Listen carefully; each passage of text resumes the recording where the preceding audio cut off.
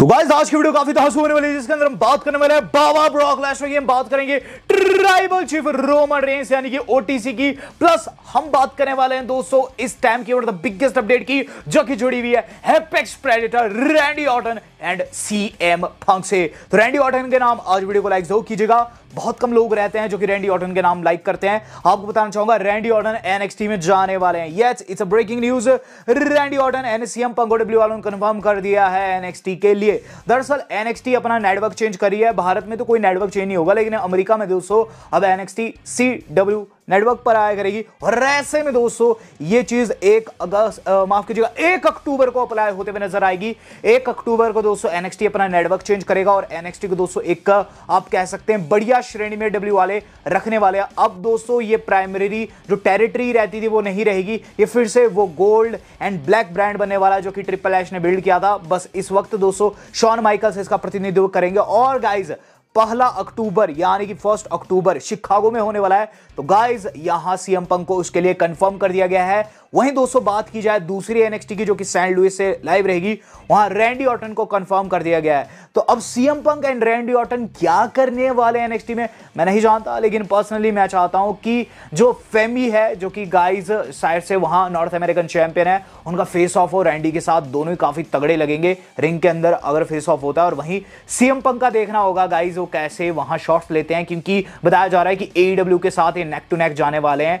यहां बात करी जाए दोस्तों अब सेकंड न्यूज की। सेकंड न्यूज जुड़ी है दोस्तों हमारी AEW से ही। तो AEW के अंदर दोस्तों आप जानते हैं कि शेन मैकमैन आ सकते हैं और इसीलिए डब्ल्यू वालों ने यहां उनके ऊपर शॉट लिए हैं एनएक्सटी को नेक टू नेक डालकर दोस्तों 8 अगस्त को। दोस्तों यहां बात ये नहीं है, बात ये है कि गाइस ब्रायन डेनियल्सन ने रिवील किया है कि he is open to work with Shane McMahon. आपको याद होगा WWE के अंदर ये दोनों एक टाइम पर GM बने हुए थे फ्राइडे नाइट्स के।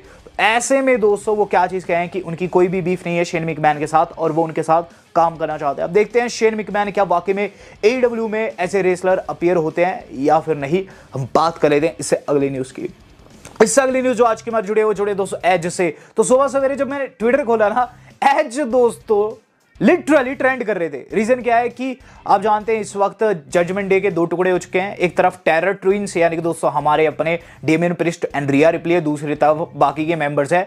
तो गाइस ऐसे में एज ट्रेंड कर रहे थे क्योंकि फैंस चाहते हैं कि एज इस वक्त लौटे। उनके टेरर ट्विंस फिर से अकेले रह गए हैं यानी कि डेमियन एंड रिया, और उनके पास मेंबर्स की कमी है। तो ऐसे में एज इसीलिए ट्रेंड कर रहे थे। लेकिन अगर आप ढंग से सही दिमाग से सोचेंगे ना, तो आप पाएंगे कि एज को भी इन्होंने ऐसे ही धक्के मारकर वापस किया था, ऐसे ही बाहर किया था। और गाइस कुल मिलाकर यही चीज घूम फिर कर अब इन पर आ रही है। तो कहते हैं ना जजमेंट डे में कोई भी किसी का सगा नहीं होता है, तो वो चीज बिल्कुल ट्रू है। एक टाइम था जब डेमियन ने वहां पीट कर एज को जजमेंट डे से बाहर किया था। एज उस वक्त लीडर बता रहे थे खुद को। और गाइज अब जब डेमियन खुद को लीडर बता रहे थे कुछ एक वीक से, तो फिन ने जैसे बताया कि उन्हें भी धक्के मारकर बाहर कर दिया गया। तो जजमेंट डे किसी का भी सगा नहीं है।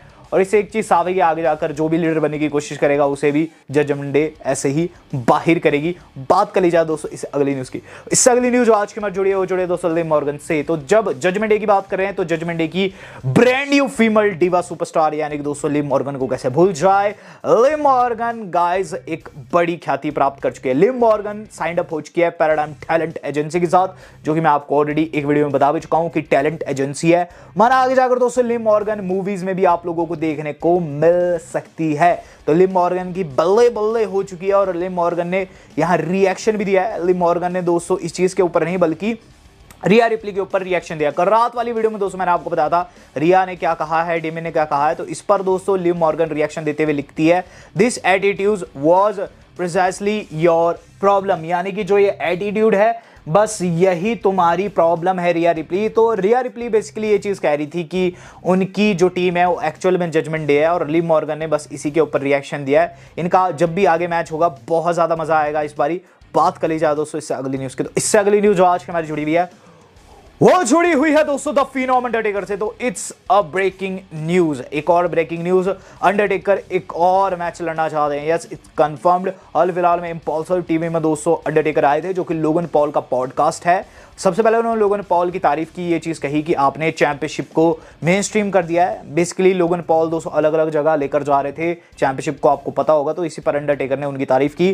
देन अंडरटेकर ने जो कुछ कहा वो ब्रेकिंग न्यूज बन गई। अंडरटेकर बोले हैं, I am looking for one more match. तो अंडरटेकर को दोस्तों एक और मैच लड़ना है। यस गाइस, अंडरटेकर जो कि कई बारी रेसलिंग के अंदर रिटायर हो चुके हैं और कई बारी उनका रेसलमेनिया में रिटर्न हो चुका है, वो फिर से एक और मैच लड़ना चाहते हैं। इस टाइम दोस्तों अंडरटेकर पूरे तरीके से रिटायर हो चुके हैं, आप जानते हैं, उन्हें हॉल ऑफ फेम भी मिल चुका है। लेकिन अंडरटेकर ये चीज़ कहते हैं कि जब भी वो बैक स्टेज घूमते हैं और चीज़ों को पाते हैं, वो अजीब सा फील करते हैं। वो जानते हैं कि उन्हें एक ऐसा मैच चाहिए जिसके अंदर फाइनली वो अपने ग्लव्स को, अपनी हेड को रिंग में रखे, हारने के बाद या फिर जीतने के बाद।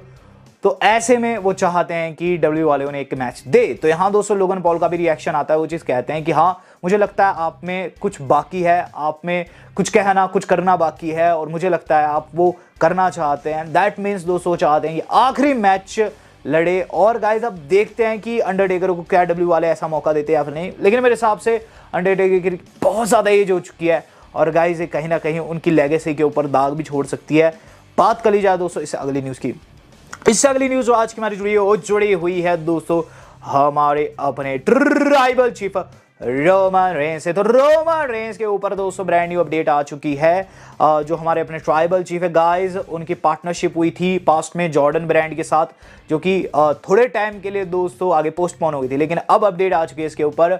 दरअसल ब्लड लाइन ब्रांडेड स्नीकर्स जो है बिगिनिंग में आने वाले 2025 के। हम काफ़ी टाइम से दोस्तों डिस्कस कर रहे हैं कि जो ट्राइबल चीफ है ना, वो अपनी ब्लड लाइन यानी कि ओटीसी ब्लड लाइन, नई ब्लड लाइन बिल्ड करेंगे, बट उसके ऊपर कोई भी कंफर्मेशन नहीं थी। लेकिन ये जो स्नीकर्स आ रहे हैं अपने आप में दोस्तों एक तरीके का कंफर्मेशन ही है। तो अगर जूते आ रहे हैं, अगर ब्लड लाइन थीम के नए जूते आ रहे हैं, मींस दोस्तों ओटीसी ब्लड लाइन भी वापस आ रही है, ओजी ब्लड लाइन वापस आ रही है। बात कर ली जाए दोस्तों अब इससे अगली न्यूज की, जो कि आज की हमारी थर्ड लास्ट अपडेट है, वो जुड़ी हुई है दोस्तों डब्ल्यूडब्ल्यूई के मेगा प्लान से। डब्ल्यू वाले दोस्तों कुछ मेगा प्लान कर रहे हैं इस वक्त। ट्रिपल एच कुछ ऐसा कुक कर रहे हैं जो कि कोई भी नहीं सोच सकता है।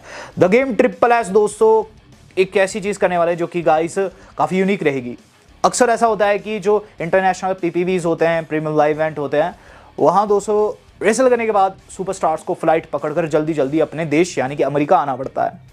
तो ट्रिपल एच दोस्तों इसके ऊपर चेंज लाने की कोशिश कर रहे हैं। वो कोशिश कर रहे हैं कि प्रीमियम लाइव इवेंट वाले दिन ही शूट हो जाए रॉ और फिर वो अपने देश लौटे। ऐसे में दोस्तों सुपरस्टार्स के लिए काफ़ी सहूलत रह सकती है। अभी के लिए सिर्फ एक चर्चा का विषय कंफर्म नहीं है, लेकिन हाँ अगर होता है तो इससे सुपरस्टार को काफ़ी फायदा पहुंचेगा। हम बात कर लेते हैं दोस्तों इससे अगली न्यूज़ की।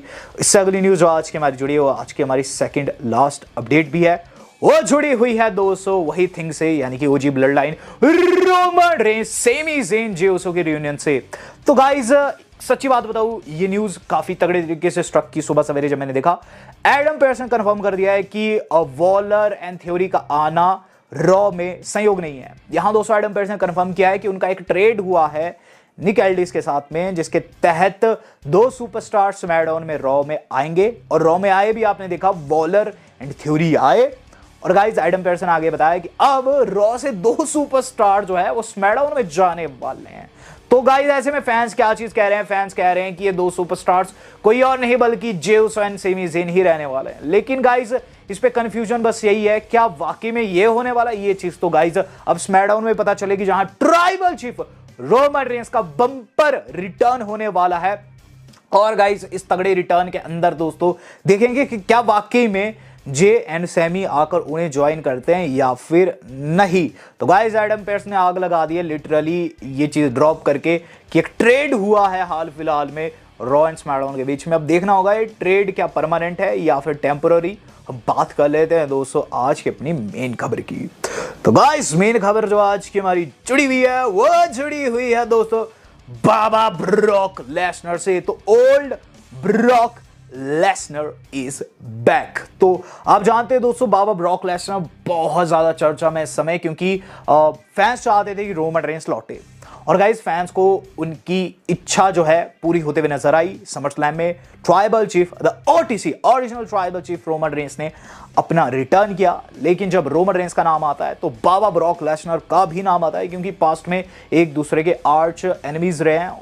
लेकिन यहां लेसनर के ऊपर अब भी इस टाइम क्या अपडेट है, तो गाइस बाबा ब्रॉक लेसनर के ऊपर काफी तगड़ी अपडेट आ रही है। ब्रॉक लेसनर पुराने लुक में वापस आ चुके हैं। लेसनर का दोस्तों लुक उनके कैरेक्टर में काफी बड़ा रोल निभाया। आपको याद होगा जब लेसनर क्लीन शेव रहते थे, काफी सैवेज, काफी भयावह, काफी खतरनाक रहते थे। लेकिन जब से वो बाबा ब्रॉक लेसनर बनकर आया ना, तब से दोस्तों उनका कैरेक्टर थोड़ा सा सॉफ्ट हो गया। अब गाइस वो कोडी रोड जैसे सुपरस्टार से हारने लग रहे थे। साथ ही साथ कहीं ना कहीं अब वो एक बेबी फेस में ज्यादा कन्वर्ट थे बजाय एक हील के। तो हाँ दोस्तों, बाबा ब्रॉक लेसनर ने अपनी दाढ़ी कटा दी और ओजी ब्रॉक लेसनर अपने रूप में वापस आ चुका है। ये एक तस्वीर, सिवाय इस तस्वीर के दोस्तों कुछ भी वायरल नहीं हो रहा है, लेकिन ये तस्वीर अपने आप में बहुत कुछ बयां कर रही है। लेसनर ने अपनी दाढ़ी शेव करा ली है, अपनी बेटी के साथ एक इवेंट में दोस्तों दिखाई दिए हैं। शायद से NCAA का कोई इवेंट था जहां अवार्ड मिला उनकी बेटी को। और गाइस ब्रॉक लेसनर की अगर आप देखेंगे, दाढ़ी बिल्कुल क्लीन है। पुराने वाला ब्रॉक लेसनर अपने अवतार में लौट चुका है। जस्ट इमेजिन कि लेसनर इसी अवतार में लौट आए, पुराने दिन वापस लौट आए, मजा आ जाएगा। अब देखते हैं आगे क्या रहता है। हालांकि दोस्तों यहाँ ट्रिपल एच ने कहा है कि साल के अंत में कुछ बड़ा होने वाला है। क्या पता वो लेसनर ही हो। वीडियो आज की इतनी थी। दोस्तों आज तक के लिए इतना ही। धन्यवाद। शब्बा खैर।